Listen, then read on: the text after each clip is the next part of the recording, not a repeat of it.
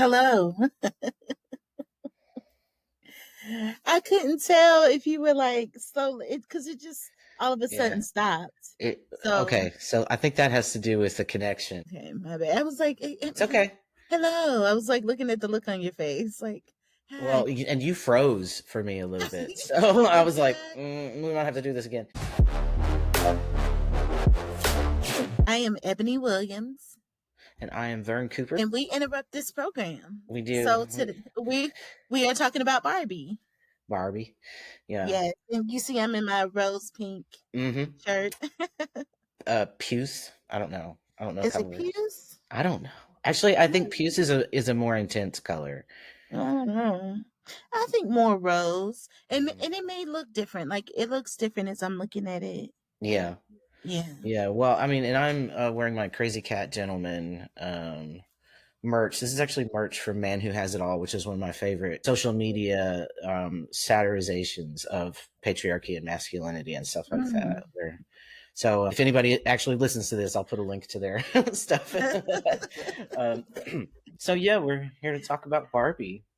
We're here to talk about Barbie. Okay, so are we just gonna jump in? I love Well, it. first of all, how was your week? What have you been up to? Well, last time we recorded, I was violently ill, so Mhm. I'm a lot better now. Turns out I have MRSA in my sinuses, so it's taken a lot of antibiotics. Okay, What okay. about you? You're traveling. You're in I'm traveling. North Carolina, I'm in North Carolina right now. Yeah, so and you spending time with traveling. me. Yes, and we're here now. Okay, so Barbie. Well, I wanted to ask you a question about Oh, Barbie. okay. So you hadn't seen it until we decided to record about it.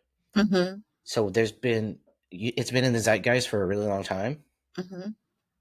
Did it live up to the hype for you? Did it live up to the hype for me? You know, one of the first things is I was watching the first couple of seconds. It was not what I expected. It was campy and it Yeah. made fun of itself. And it was kind of like, we know you are expecting this to be corny, so we're just going to go with it. Yes. And I wasn't expecting that. I was not expecting the movie to be aware of itself. Mhm.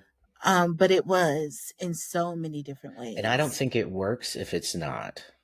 Yeah, yeah, Um, and yeah. pardon me. And so that was one of the first words I wrote down when I was rewatching. I was like, camp, camp, camp, camp, Camp, capital C.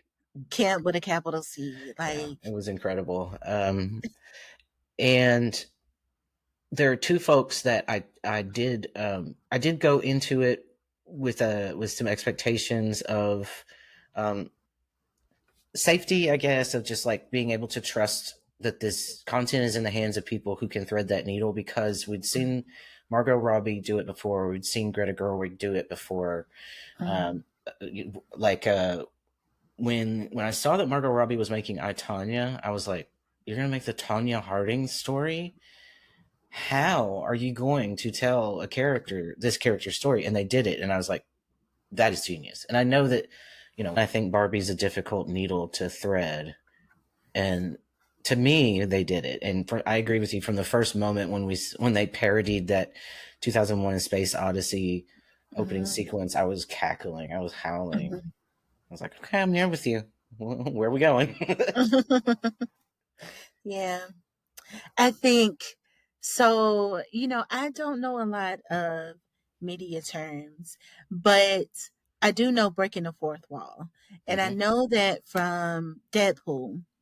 So I was thinking about like I love how the song in the beginning with the narrator and the interaction between Barbie does that. Like it's just so and it kind of enhances that idea of camp and also being aware of I know what you think you're gonna watch and Hmm. we're just gonna play into that a little Right. bit. And also the song was letting us know that, like, don't work too hard on trying to be 10 steps ahead of us, because you can't be. We are Hmm. actually 10 steps ahead of you. The song reminded me of, was it Lizzo? It was Lizzo, yeah. Okay. It sounded like her voice and very much like her sense of humor. Hmm. And I had just seen this morning her announcement that she's quitting. Is she quitting? She's just like, I quit. And I didn't know if it was just like, I quit trying to be what you want me to be, or I quit the industry, period. I Yeah, couldn't tell. right. And so and either one for me felt relevant to the discussion of the film, like what they're doing Hmm. with the film. So several things are important to them succeeding. To me, this film, it felt like it was trying to repair some of our relationships. I didn't expect the film to deal with masculinity in the way that it did, with masculinity and patriarchy, Say more. because it it's to tell the story of Barbie, you have to tell the story of patriarchy. You have to ask the question of what was Barbie fighting for, because she was a reaction Mhm, to and she was a the claim that, yeah, mhm, women can be this or women can be that. In order for that to mean anything, somebody else had to be saying women can't do these things. mhm, mhm. So Yeah, and one of the statements that I noticed was, because Barbie can, women can. And immediately when I heard that, I thought, because women can, Barbie can. So also thinking about the relationship between women within our society and Barbie, mhm. Um, I don't know that I was expecting it to be dealt with the way it was. Like, I don't know what I was expecting from Will Ferrell. I have so many thoughts about Will Ferrell. um, but there was also this question of representation versus tokenism. Issa Mhm, Rae, as the president of the Barbies, mhm. Lizzo in the song said, "Yes, Barbie, black president," and it's like, yep, that's what we're doing. To do these things is to draw attention to them, which is also Right, to toy with that tension between tokenism and representation. right, right. And they toyed with a lot of tensions, like masculinity. Like there was a Oh, scene when in the Just Ken song when they hold hands and Ryan Gosling Ken makes a statement about uh see what's his name? Say his name for me. Um who Simu Simu Lao, was he? The competition Ken? the competition Ken, Okay, yes. yeah, I didn't. Competition Ken. I only knew his last name. I didn't know his first name. Okay. But there was a moment very early, like right at the beginning, where the narrator, Dame Helen Mirren, says Ken only has a good day if Barbie looks at him, Right. and I was like, let's get into it. Let's get into it. Let's get And he's into it. standing there, he's posing, and he's competing with the other Kens. And that right there tells us what this film is going to be saying about patriarchy and masculinity. There's so much to unpack. So So much to unpack. Margot Robbie's Barbie is Mhm. stereotypical Barbie, Right. which she tells us means that if you think of Barbie, you think of me, Hmm. which I think is true. Would you argue with that statement at all? I wouldn't argue with it at all. Yeah, No. to me as well. Barbie in the cultural imaginary is a white, blonde, impossibly proportioned, thin Hmm. woman, and to watch her go through this discovery of like the differences between her and real womanhood. Hmm. Um, for instance, when she's going up to the hill to visit Weird Barbie before her, because her feet have fallen flat, she Hmm. says, "I would never wear heels if my feet were actually shaped like this." Right. Right. And it's also kind of perfect in that at the end of the movie, the place that she is going is to the gynecologist. Yeah, I did not see that Like, coming. I was like, okay, she's going to get a job or, right, something like right. that. She's going shopping for clothes or something. And just the decision to have her first stop be to care for her newly minted, um, thing that only she has. There's, yeah, She's the only one who has that one, right? That one's yeah, hers and it's it's unique. hers.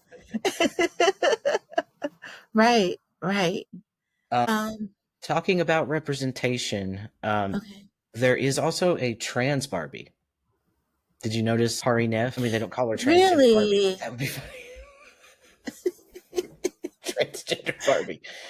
So I noticed Dr. Barbie, but I was not aware of that representation. Yeah, Hari Neff. She's, I think, predominantly a model, Um, um, but because of she's so tall and beautiful, she made a perfect Barbie. I don't know that most folks would have clocked who she was unless they knew who she was or saw her name in the mhm, titles and knew who that was. yeah. That is representation. To the folks who see it, we see it. For the folks who don't see it, they're not looking for it. Right. What did you think of the scene where Barbie meets Sasha at the school when she thinks that she's found the girl who's been playing? Oh, yeah.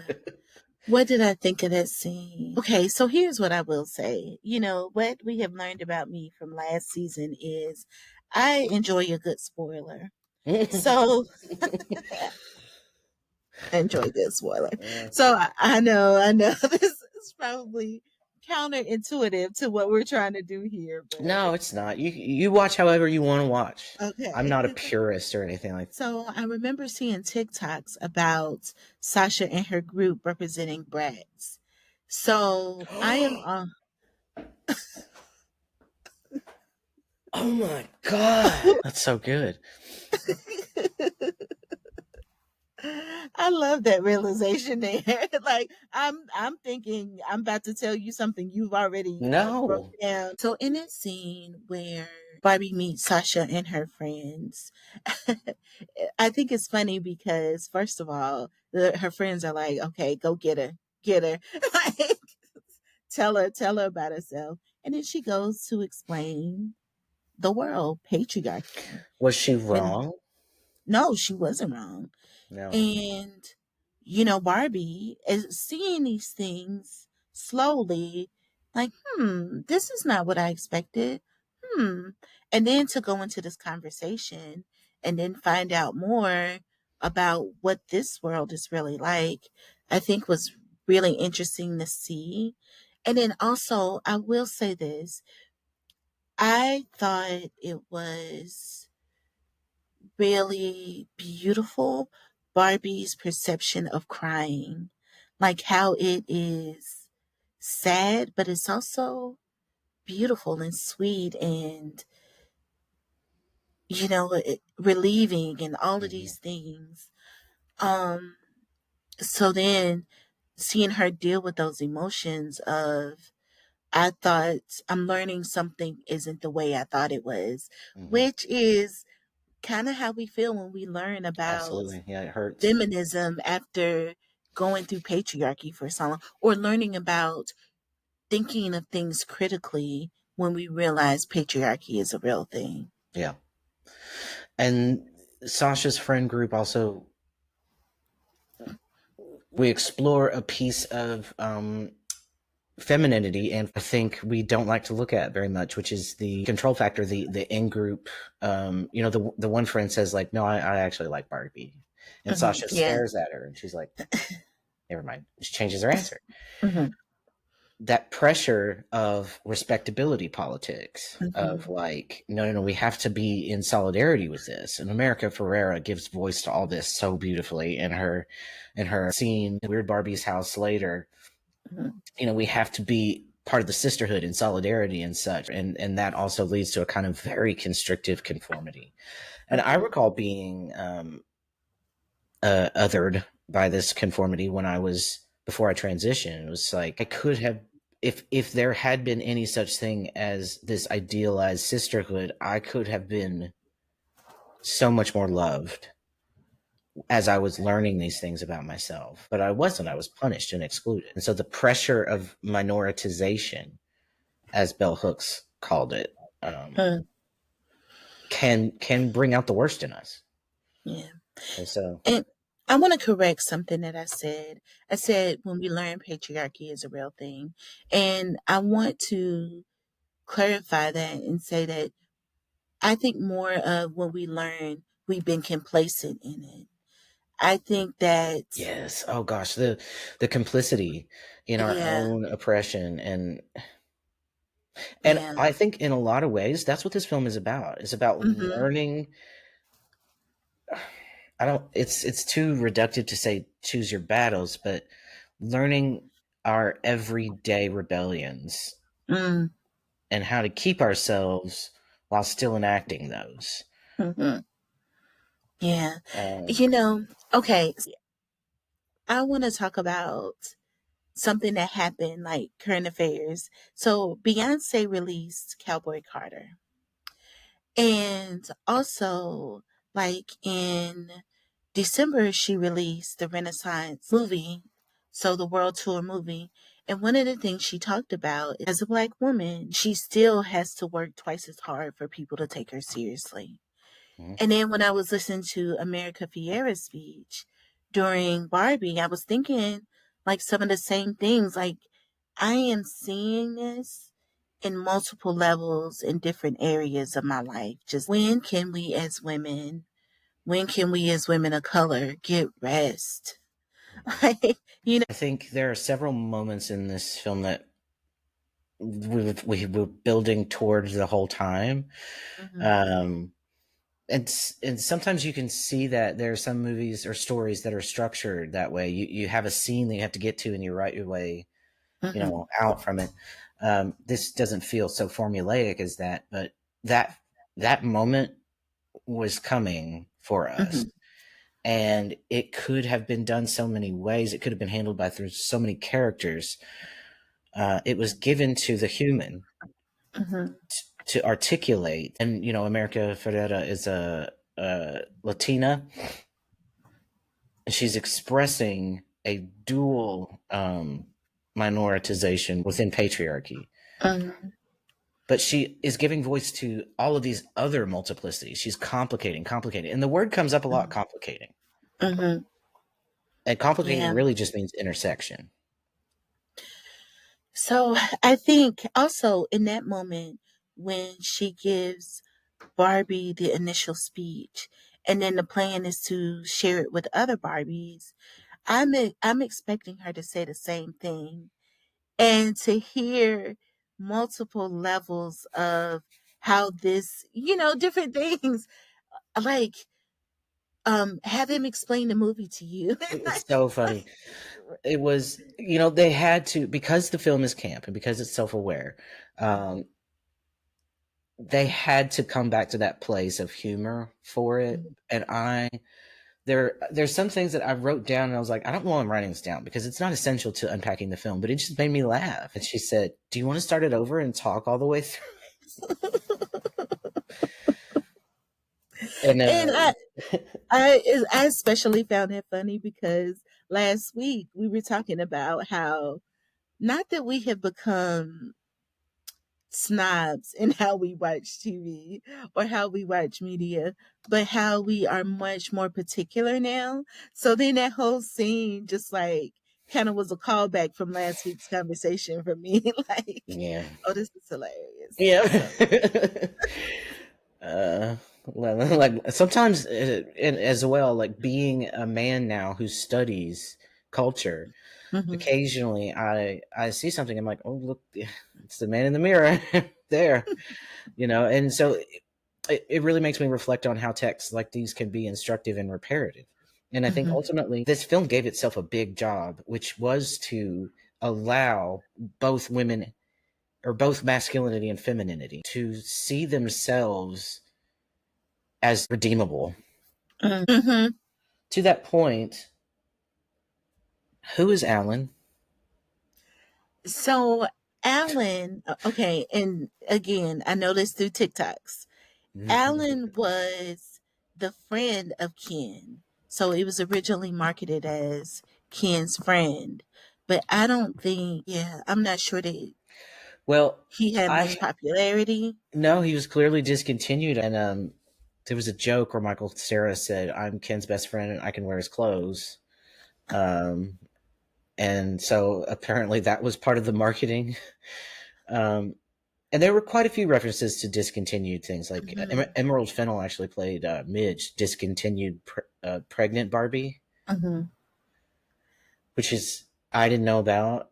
Hmm. The Barbie, you raise her hand and her breasts get bigger. Yeah, Like the growing up Skipper, I think that one was. oh, that was Skipper. Yeah, Okay. And then the Barbie, or was it a Skipper with the TV on her back? I don't know. That could have been a Barbie. Okay. I think it was a Barbie. I think it What was a Barbie. aside from just being a very astute observation, Kate McKinnon's Weird Barbie, she felt also fertile for some cultural analysis. Like we Mm, did all have a Weird Barbie, but what is Weird Barbie? Like, what does she mm, represent huh. in terms of like a system that cannot be altered, or Right. a system that we take to be concrete? Yet she exists as something that is an aberration of that system, and that is gender. So I just thought it was really cool to see her in there and see like, yeah, we all did have that weird Barbie who had just she'd been around. You know what it made me think of though, and I'm just speaking with for someone who may not be from like a upper class background. Altering Barbie doesn't always guarantee that if you don't like the way she is once you alter her, that you're gonna have access to another one. Yeah, You know? yeah, and so weird Barbie is also often discarded Barbie. Right, right. And so all of my Barbies were weird Barbies because they all came they were all secondhand. We all of Mhm, our toys come from yard sales and stuff because we were just so poor. So my Barbies were all weird Barbies. I mean, it's very, I think, important to bring up something like class because mhm, when you don't have access to things out of the box, mhm, then everything becomes much more aberrant. And mhm, Barbie, I think, if we accept that her purpose is to represent, she is no longer representative of anything. Like if you have a weird Barbie because you couldn't afford Barbie out of the box, mhm, then that's just reaffirming of you not being like everybody else. Barbie is mhm, also a way to signal our differences and exclude one another. mhm. Right.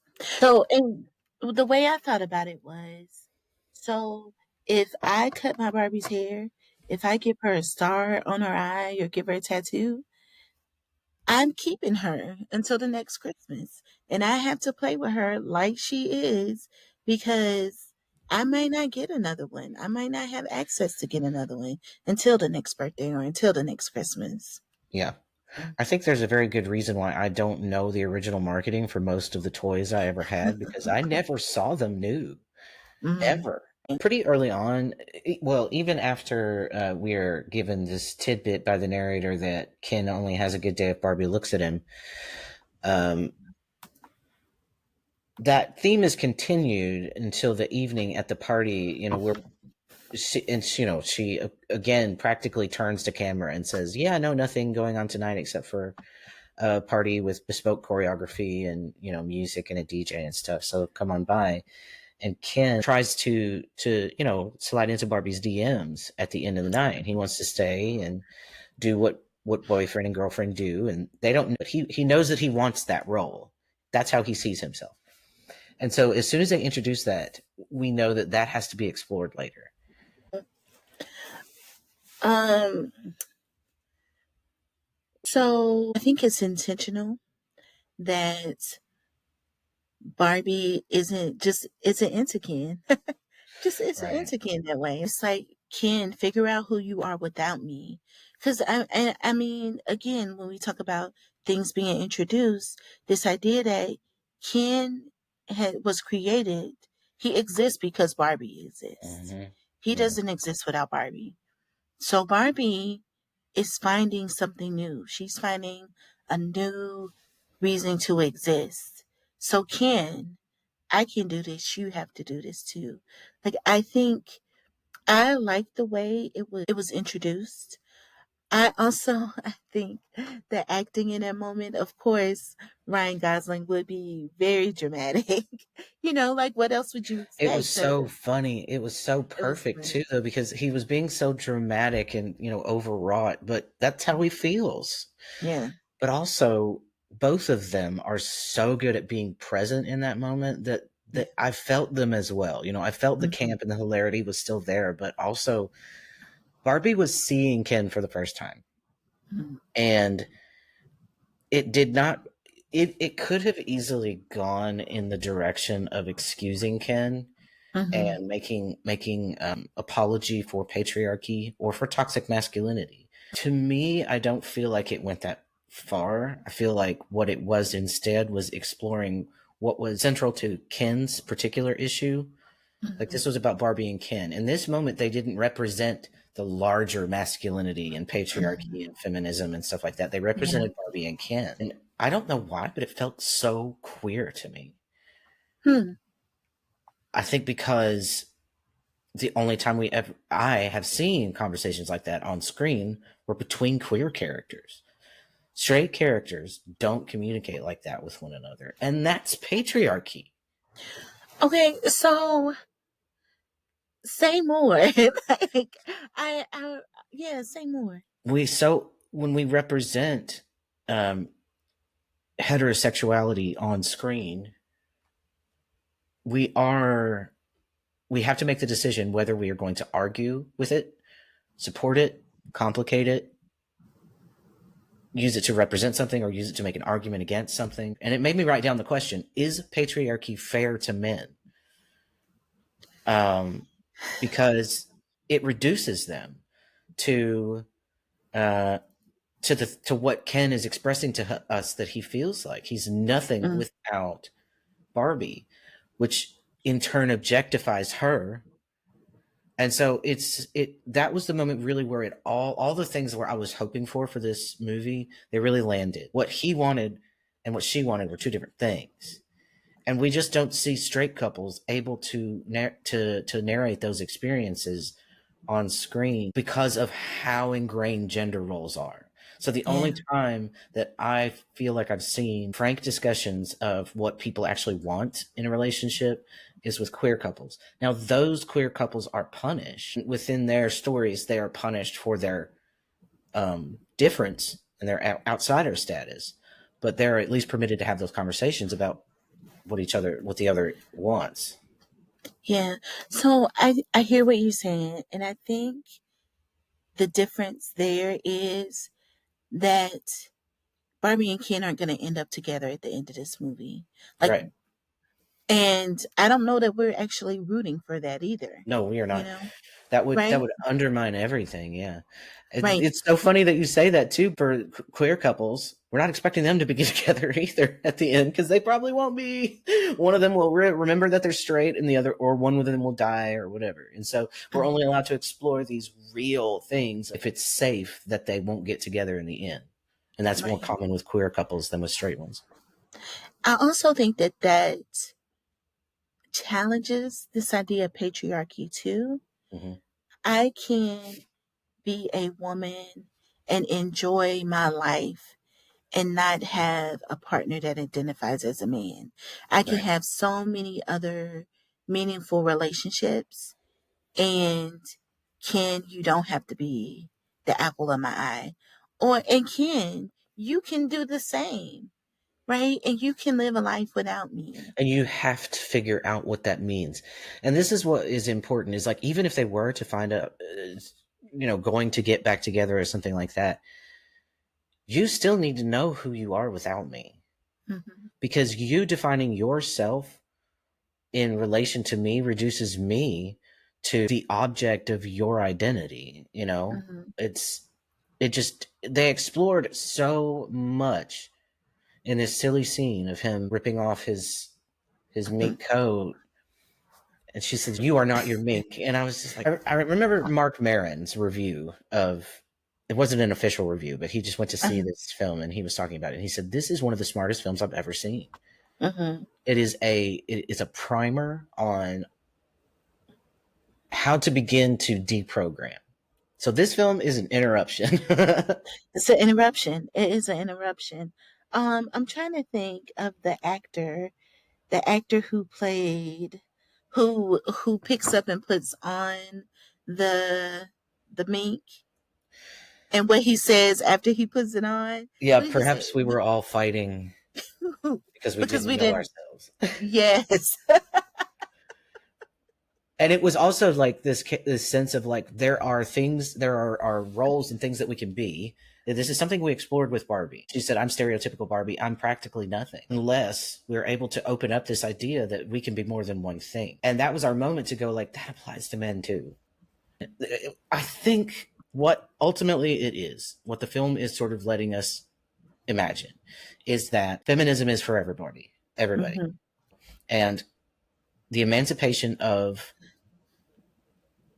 feminized genders, of femininity, to be more than what it has been able to conceive of itself as, is also going to be emancipatory for men.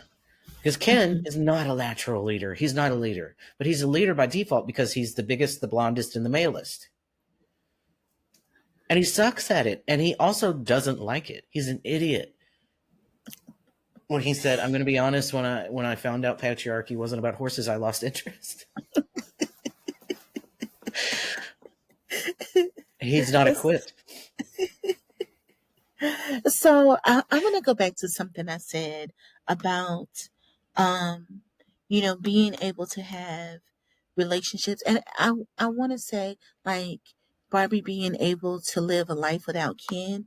I want to say that I think that that's another point that this film is making, that there are other experiences, there are other relationships that are outside of romance, that there are other ways to have fulfillment in life that doesn't necessarily involve romantic interests. Mm-hmm. So and I one of the things that I think about is the mother daughter relationship. Like how meaningful and powerful and transformative that whole relationship is from the beginning to the end. Yes, and I also think about how America Ferrera, she's having a rocky point in her relationship with Sasha, but that's really common, and they're going to be okay. Perhaps they were always going to be okay. Yeah. But Barbie has a mother now. Yeah. She's got she and Sasha are sisters in a way, and so Barbie is going to really benefit from America Ferrera's mentorship. Yeah. What about this corporation of Mattel, Will Ferrell and the board members? How do they characterize this board of men who are in charge of something like Barbie? Right. Right. I really felt like Will Ferrell was an escaped Alan or an escaped Ken or something. He knew too much about Barbie World. Yeah, he knew a lot. He knew a lot. He knew how to get there. You can't be the head of something, the head of a corporation like that, and not know how to get to the thing that's making you the money. Yeah. Do you believe him that he is doing the job for he reasons that he says he is? I mean, I think if that was really the case, his table wouldn't look the way it did. His board of I directors think wouldn't look the way it did. I You think know, he honestly didn't notice. And I think mm, that it made me think of Hannah Arendt and her. She called it the banality of evil mhm. when she was writing about Nazi Germany after World War II. She said, a lot of this happened just because we weren't paying attention. He was the problem, perhaps the top of the problem, but he had no idea. And that's how white people feel when you point out racism to them. They're like, "Oh God, you're right." And now I need to figure out a way to distance myself from this because the other option is that I was complicit. So Daryl Wang Su writes about this. So Daryl Wang Su is the person who writes about microaggressions. So uh, not the only person, but one of the people who writes about microaggressions. So one of his books is Microaggressions in Everyday Life. Mhm. And so this particular book that I'm thinking of is called Race Talk.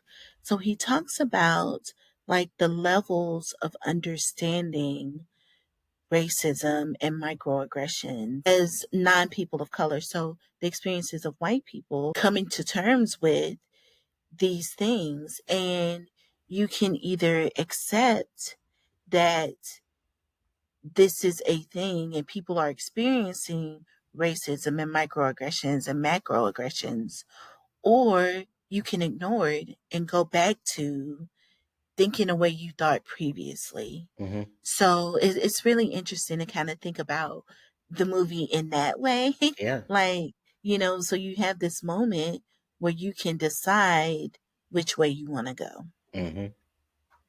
Yeah, and the question of agency in for Barbies in Barbie Land, or and really in Ken Land by this point, America Hmm. Ferrera makes the joke that it's like the native folks in the Americas when the conquistadors Hmm. arrived, they have Yeah. no immunity to it. Right. So I need to unpack. I really need to unpack that moment. I don't know how I feel because in that moment they talk about when the native people were given the blankets with the smallpox.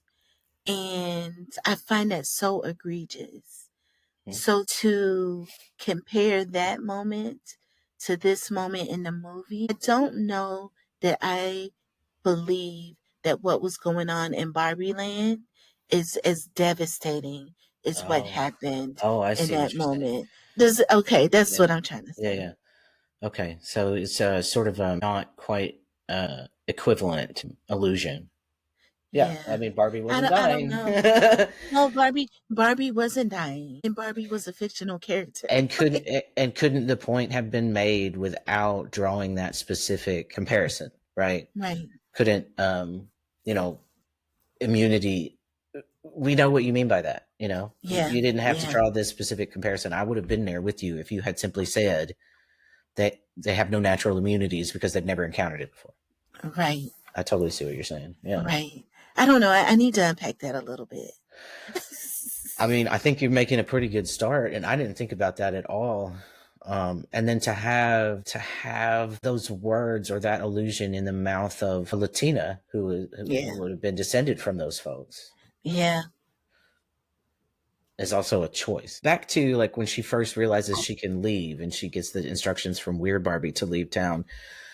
When Closer to Fine starts playing, did you know that song before this? I did. Yeah. What the hell? I don't Why that know. song? I am not complaining. All I'm just trying to I love that song. I love the Indigo Girls. I used to be a dyke. I was a dyke in the 90s. But why? Why that song? It has no narrative connective tissue. I'm gonna have to think about it a little bit. There is some bits to it about, I mean, to that song, it's kind of about leaving indoctrination. Hmm. And it's by two queer women, two lesbians, but I was like, okay,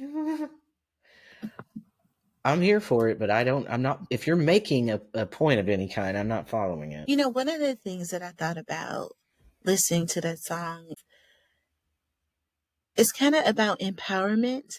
And I also thought about me when I'm going on a road trip. Like Oh I yeah. put on my favorite song and I'm just like Renaissance is my thing. Like if I'm driving to New Orleans, I'm listening to Renaissance. So I'm like singing Alien Superstar, like all of the songs on the way. So that's kind of how I tuned into that moment, like Yeah, thinking about me going on a journey, what makes a road trip song, you know? I think for me now, something that I find empowering. Okay. So Cuz like, yeah. you're out here. Mhm. Yeah, so that's where my mind went when when I heard that. Like I connected there going on a journey. I Like, remember for me, I was 19 and I first heard the Chicks song Wide Open Spaces. um, And I never really listened to them. I was like, yeah, I don't like country, yada yada. Famous mhm. last words, because somebody plays you that track and now you like country, bitch. Right. Right. It's like, I mean, Natalie Maines can turn me. Natalie Maines, okay. But yeah, that's what it is. You know, that whole feeling of like I am busting out the front door and I'm on my way. You know, follow the yellow brick road, all that stuff. Mm-hmm. The going, I think going back to the Kens and how they let us take a peek at the boiled down essence of not patriarchy but masculinity. I think Mm-hmm. that the Kens allow us to look at masculinity as separate from patriarchy because the film Mm-hmm. actually uses this device of Barbie Land being different than the real world to go like, bear with me, humor me, the suspension of disbelief, which is something that the film actually tells us directly to do. It says, note to the Mm-hmm. filmmakers, Margot Robbie is not who you need to be having play somebody who ain't pretty. Right. Exactly. So the film says, suspend your disbelief. It's make believe. They don't walk anywhere. They fly instead. It's Mhm. fine. Nobody walks their Barbie down the stairs, which I thought was Right. really smart. It's a really smart Right. storytelling technique or world building technique. Yeah, and you know what? In the beginning, when they were going through all that, I thought about you, and I was like, "This is a really interesting world building, like Yeah. using that language in my head." Yeah. It is. It's perfect because how do Mhm. you tell this story? One of the Barbies, I think it's Hari Neff's Barbie, Dr. Barbie. She says they they have patriarchy, I think, and also masculinity have the seeds of their own destruction at their core. Mhm. And it is that I must compete for the attention of the Mhm. object that solidifies my identity. I Mhm. identify as the things I possess, and Mhm. I must possess this woman. So I know we got to wrap up, Yeah. but I do want to come back and talk about that too, like the plan to dismantle, You the know, plan to dismantle kingdom of as kingdom. we were watching this, I actually started thinking about like if we said we were going to watch the Iron Claw next, and I was like, this is the perfect primer to going into a film like the Iron Claw that Okay. explores masculinity and Okay. toxic masculinity in particular. It Okay. it is that is what it's about, but it does it at the nuclear level with like these individual brothers and just their real experiences and the fact that it's a we go from Barbie Land, which is totally made up. Mhm. I mean, it's a toy to this story of these brothers who literally lived and died this way. Mhm. Um, and so, yeah, as we were watching this, I was like, this is perfect because there's a scene in the car when I think it's when Barbie's first leaving, the Indigo Girls are playing or whatever, and she's singing along, and Ken pops up in the back, and he's like, "I'm here to Mhm. go with you. You're welcome." And she's like, "I didn't ask you to do that." Right. Um, he said something about Ken. He said, "Well, Ken." Double dared him to go. Ken will think I'm weak or something. And she said, well, Yeah. Ken's not cool. Why do you, and he said, he is to me. And that's it. Men are That's competing him. in large part because of how they perceive one another. They define themselves in relation to one another. And that's, I think, a lot of what masculinity is like comparison and competition. Mhm. And nobody wins that. Nobody And the wins. best about the Ken song is that by the end, they are all bros. Yeah. And they feel they're not even particularly pissed off that they missed the vote. Right. He said, "Oh yeah, that was today." So here is something else that I want to talk about though too. Is Ryan Gosling's performance of this at the Academy Awards. So again, I hadn't seen this movie yet. And I've seen the performance, like I've seen bits and Oh, that pieces of would the be weird. performance. Seeing I that want to first. go back. I want to go back and watch it again. But then also, like one of the things that I noticed was the Material Girl reference in the performance. Um, you know what I mean by Material Girl, like the Marilyn Monroe Yeah. comparison. Yeah, okay. So, but then also, I think I just want to go back and um, look at like some of the differences. Okay, I'm gonna go back and look at some things, and then I'll come back and I'll tell you my thoughts. Yeah. Well, and I just think that like that's a great place to wrap it up. Is like I think Mark Maron is right that this movie is a great primer for that. It's a great place to start and to see some examples. Um, and the T-shirt that says "I am Kenough" just fucking I killed me. love that. I The love Spanish that so much. subtitles say "Soy Sufficio Ken," Oh no. and I was like, oh, it's so good. I Yeah, love so Kiddo. we are all Kenough. We are all Barbie. We are We are all, yeah. weird enough. We're gonna be okay. We are. All right. All right. Well, I am glad we got to talk about this, and I'm look forward to watching the Iron Claw with you and talking some Yes. more about masculinity, and family dynamics. And I think you're really gonna like that film. So Okay. it's gonna be Yeah, I good. look forward to it.